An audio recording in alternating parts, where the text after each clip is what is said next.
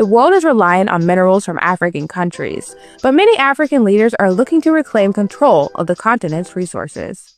We need to process our lithium and get value. And while that might sound like typical big talk with no follow-through from Zimbabwe's president, the thing is, the country is actually making some progress toward this goal of processing its raw materials to get more economic value out of them, instead of exporting them cheaply as Africa has been doing for about 500 years or so. Now, if you have any interest in the economic relationship between Africa and the empire, the recent news of a diplomatic thaw between the UK and Zimbabwe should interest you for two key reasons. But first, some background. The satellite colonial state of Rhodesia became the Republic of Zimbabwe in 1980 after an exceptionally bitter war of independence against the white minority regime that had backing from all of the usual Western suspects. The agreement that made this happen was a British-mediated document called the Lancaster House Agreement. This document placed the responsibility for funding the inevitable redistribution of land stolen by British settlers on the British government.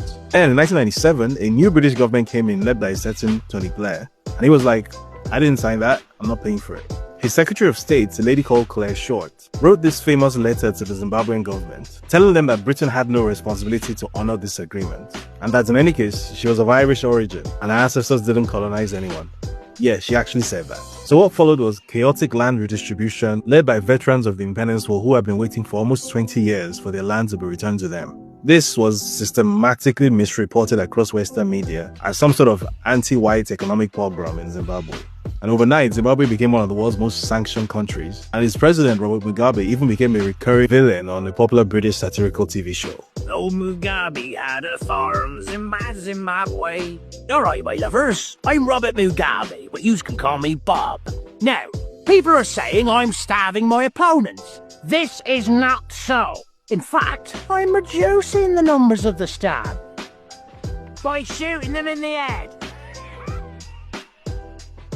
The diplomatic relationship between Zimbabwe and the UK broke down completely, and even now, Zimbabwe still remains on multiple UK sanctions lists. Then all of a sudden, in June 2025, senior UK officials such as the FCDO Minister for Africa, Baron Ray Collins, suddenly started getting cuddly with senior Zimbabwean officials. Apparently, having dropped from Zimbabwe's #1 trading partner in 1997 to number 14 at present, the UK suddenly remembered terms like win-win and mutual benefits in its relationship with Zimbabwe for one simple reason. Every bit of technology nowadays seems to include lithium-ion batteries, and Zimbabwe has a lot of lithium. In other words, regardless of whatever words, condemnations, pontifications, or exhortations that the British Imperial Corps had to offer about Zimbabwe over the past 28 years, it was all just noise. When the empire's economic interests are concerned, all that guff about human rights and democracy and freedom go completely out of the window. Which is why in one breath, the UK will publicly claim that it directs development assistance to like-minded countries in a way that aligns with transparency, human rights, and environmental goals. And in the same breath, it will also announce a proposed $1 billion raw materials partnership with a country that currently appears on its sanctions list for those exact reasons. The trick is to never pay any attention to whatever the empire says, and rather always focus on what it does. The second thing that should interest you is that the proposed $1 billion critical minerals partnership is no partnership at all. Let me explain using lithium as an example. So the lithium value chain has 4 steps. There's unprocessed lithium ore, which is basically just a bunch of rough stones that you dig out of the ground. And there's lithium concentrate, which is the first stage of lithium processing. Then there's lithium sulfate, which is an intermediate processing stage. Before finally you get to battery-grade lithium carbonate and lithium hydroxide, which are used in batteries to power everything from electric vehicles to smartphones. Now, Zimbabwe has already banned all exports of lithium ore, and it is also planning to ban exports of lithium concentrates by January 2027.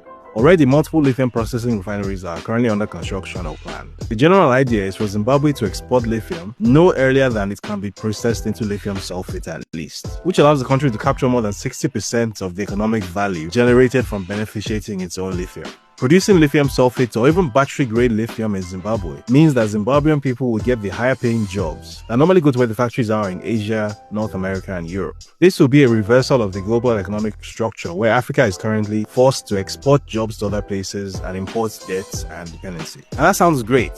Who wouldn't like that? Well, let me mention something else that you may not know.